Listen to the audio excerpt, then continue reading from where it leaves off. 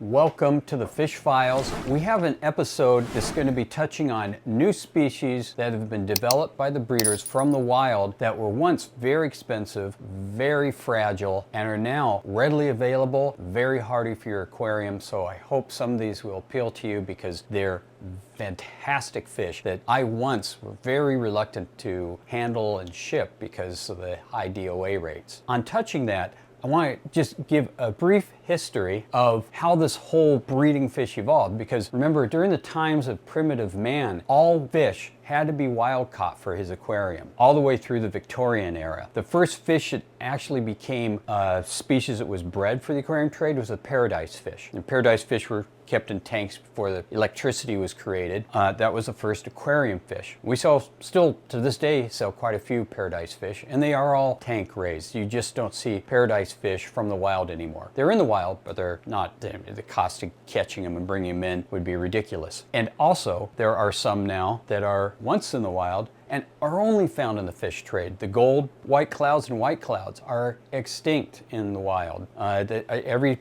place they used to inhabit, the White Cloud Mountains in China, have all been paved over and houses were put in there, and no more white clouds. So we've got them by the gazillions though in the aquarium trade. Neon Tetras. Neon Tetras, bringing them from the wild, I'd have to sell them for $4 or $5 a piece to the retailers. I buy them for 50 cents from breeders. Those no longer are caught in the wild. Cardinal Tetras, some are caught in the wild, some are not. I'm finding more and more that they're improving the tank raised Cardinal Tetras. They do crossbreed them with wild stock to keep the color alive and keep that breeding behavior going. So I find the Cardinal Tetras are actually doing quite well, and we're getting better and better performance out of them in regards to shipping them without any losses. So the next 5 fish I want to show you are fish that previously were all wild caught, but in the last few years are almost all now tank raised and hardy. And I'd like to start with one of my favorite new fish,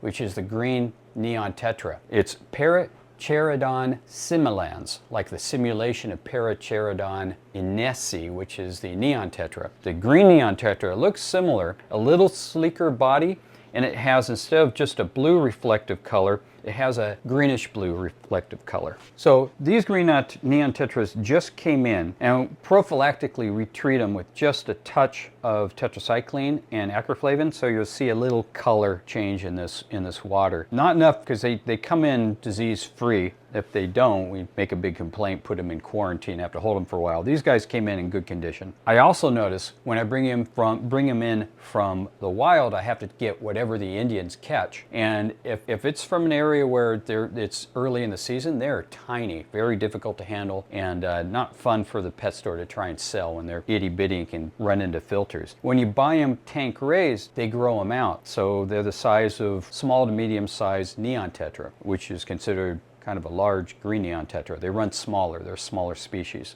This is one that I hope you consider for your fish tanks. Also, when these breeders first come out with fish that have been in the wild and very expensive, the price is very expensive. These have already been cut in half just in the past, I'd say 18 months. So they're approaching the price that I used to be able to sell the wild Green Neon Tetras for. So these things now, wild Green Neon Tetras or tank raised Green Neon Tetras, cost about $5 retail a piece, and they're schooling fish. So you should get six or more so they can school together. All small little fish get stressed out if they don't have neighbors to swim around with. That's going to set you $30, maybe less, for a beautiful school of Green Neon Tetras that are hardy and will live. Before it was 50-50. They had to have super low pH, but these tank raised ones, they're great. They can handle anything from 6.5 to 7.5, no problem. Like all Tetras though, when you approach 8, they're going to have problems. I moved them around a little bit. They just came in yesterday. They haven't come up to their full color yet.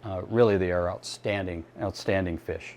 The next species you could hardly ever find on the species list that we're getting exported from Brazil, and that was the Cory schultzii, or the black Venezuelan Cory. They came from It's a Venezuelan Cory, but it came from Brazil. That got exported through Belém. I now get them from Indonesia. Indonesia has become a group of master breeders out there because they're coming out with all kinds of plecos now, fancy plecos. Too expensive though. It doesn't make sense to bring in their plecos yet. I can bring in nicer, bigger ones for a much lower price from the wild, and they still come in very hardy. And I like to support the Indians and the commerce down there because remember, if you buy wild aquarium fish, you're supporting the aquarium trade, you're supporting the Indians that live on the reservations down there, and since they don't have to go to cattle ranching, you're preventing global warming. Cory Schwartzy, prevent global warming and buy a wild one. Okay, well, this is tank raised, so you're going to create global warming by buying these guys. So these are beautiful black-bodied Corys with orange fringe fins, and these are small size. It's the only thing about the plecos and Corys and some of the other fish I'm getting from the breeders in Indonesia is they're much smaller than the fish I could get, with the exception of the green neons I just showed, that I could get from the reservation fishermen down in South America. Fantastic fish and half the price of the wild caught ones, and I can bring them in every week now as opposed to once or twice a year. Their costs, because you're going to see more and more in the pet store, their cost is still high. Typically they're going to retail for around $29 versus a regular Cory, say Cory Julii, that's going to retail for around $10 to $12. That's the drawback. Cory Schultzi or black Venezuelan Cory, but it has always been the drawback. In fact, it's probably $39 before these tank raised ones became available. So this is the Cory Schultzi, or the black Venezuelan Cory. And finally we have that, not finally, we have a couple more to go, but corydoras pygmaeus, the Pygmy Cory, which half the time dies in your tank because it just doesn't assimilate well because it's a small, tiny Cory that's sold in the aquarium trade for nano tanks and planted tanks where there's a lot of hiding places. It's a great little Cory, really fun to watch, but fragile. It needs low pH. It's difficult to ship in large batches because if it's not caught and handled right from the Indian fishermen all the way up to the airport, you can lose a whole batch of them, which is not nice to the fish. Now they're tank raised in Indonesia. I still bring them in from the wild, but seasonal, so I can only bring them in during a short time of the year. And I have found a nice solid source for those where they come in hardy, but now year round I can bring in even hardier ones because they can, and when I say hardy, I qualify that by saying they can handle a wider range of pH. They can go up, these ones can go all the way up to 7.7, 8, and all the way down to 6.5 without perishing, which is a wonderful thing for our pet stores, because when they sell their fish to people with their aquariums, they never know what the pH is in that aquarium. You know, they can advise them. If it's a beginner, it's hard for them to really adjust what's coming out of their sink. So these guys, hardy. And if you notice, in this particular batch I have here, the Indonesian guys actually developed a albino variation. So I not only now have year-round Cory pygmaeus or Pygmy Corys in their normal dark gray color, I also have pink albino ones. So they're price-wise, they're more expensive. The wild ones I buy for pretty cheap. These ones, tank raised, regular, not albino, are probably 4 times the cost of the wild Pygmaeus Corys. These are about 8 times more expensive, the albino variation. These are probably going to be more like $8 or $9 retail. The Pygmy Corys probably more like $5 to $6 versus $3 for the wild ones. That's the price points you'll probably see in the store. Fun little fish. I get several of them, 3 or 4. They like to pal around. They're not necessarily schoolers, but they do aggregate, and it does keep their stress level down if they have tank mates that they can get along with in the same aquarium. All right, let's go to another exotic Cory from Brazil that, again, I was seldom able to get, and these are called the Adolphi Cory. Adolphi Cory, these are juveniles, similar to the Cory Schwartzi and some of the other fish that we're showing. The breeders like to ship them out as soon as they're shippable, so I can't control the size when I get these exotic Corys, and likewise with the plecos I mentioned previously. They're coming in very small. The color isn't in there yet, so producer, I'm hoping you can maybe splice in what an Adolphi Cory looks like when he's about twice his size. These are juveniles. This is the size you'll get if you get them tank raised, but they are adapted already for aquariums. So their survivability rate is probably 4 times better than the wild Cory Adolphi. So I recommend this species because of the colors. It has a really bright orange spot when it becomes an adult, and that's very rare in Corys. And but again, it's a schooler like all the rest of them. So of course, the only negative factor on these, and it's nothing to do with the tank raised or not, it's just they're difficult to breed right now. And so just like the wild fish, they're expensive. Similar Cory Schwartzii, these guys are going to cost me $10, and so you're going to see them for $30 to $40 in the retail sector. So I would say beautiful fish, hardy. Wild ones, bigger, more color, but these will grow to be beautiful color. So I do recommend this fish. And if you want to take the risk on a $30 Cory, it's kind of nice to get something that's tank raised. Of course, the other negative factor is we're not supporting the Indians in the wild by buying these tank raised fish. And they're not endangered. None of these fish are endangered in the wild either. So we're not helping preserve the fish by avoiding buying the wild fish. All that aside, these are beautiful fish, tank raised or wild, and both price points are about the same. The big thing for me is I can always carry them. So I have them always available to my stores. This is the Adolphi, corydoras Adolphi. And Adolphus obviously was the explorer who named this guy. Okay, Osteoglossum bicerhosum, the silver arowana. The silver arowana is a pretty hardy fish that was exported from South America only. It's a predator fish. It grows to 3 feet in length, and as you can see, we have babies here. When they're caught in the wild, we have, and they're sent here, they cost me around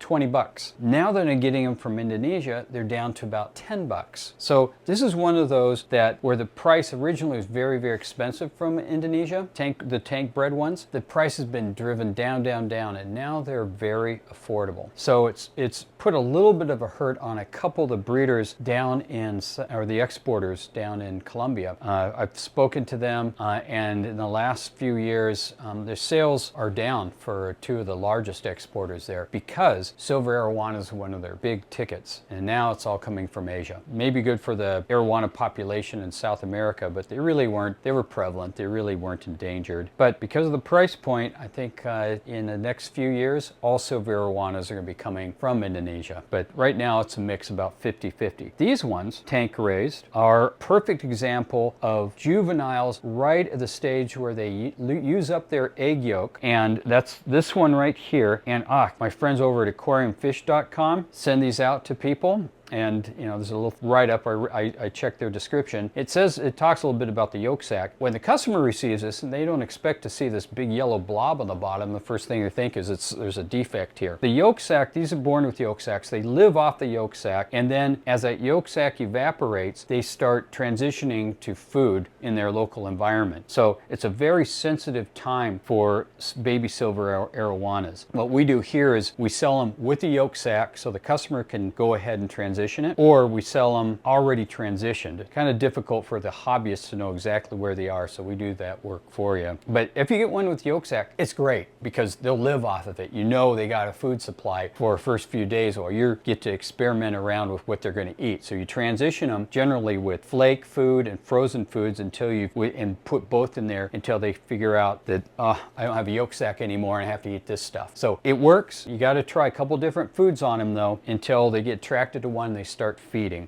That's one of the tricks to transitioning these guys. Another cool variation of this fish is the white or platinum arowana. Often they're called albino arowanas, which is not true. They don't have pink eyes, they have black eyes. They're really platinum arowanas. They're coming from Indonesia now too. When I first got this wholesale company, I bought it because this is the only thing I could afford and it was bankrupt 12 years ago. I had a big shipment from Colombia of silver arowanas. In that shipment was 1 platinum arowana. I sold that platinum arowana for $500 and eventually retailed for $2,000. Now I can buy them from Indonesia for $49. So this whole trade of arowanas has really changed over time. It's a great pet fish. You know, he'll grow in your tank. He might outgrow your tank, but there's always a place that's going to take a large arowana, particularly public aquariums. Yeah, I recommend this as a great predator fish for a good tank that has medium-sized to large fish, and particularly large fish, as long as they can't fit in their mouth, will get along with silver arowanas. They're a great community fish as long as the fish can't get swallowed by them. So we want to keep the show relevant. We want to make sure we're putting up shows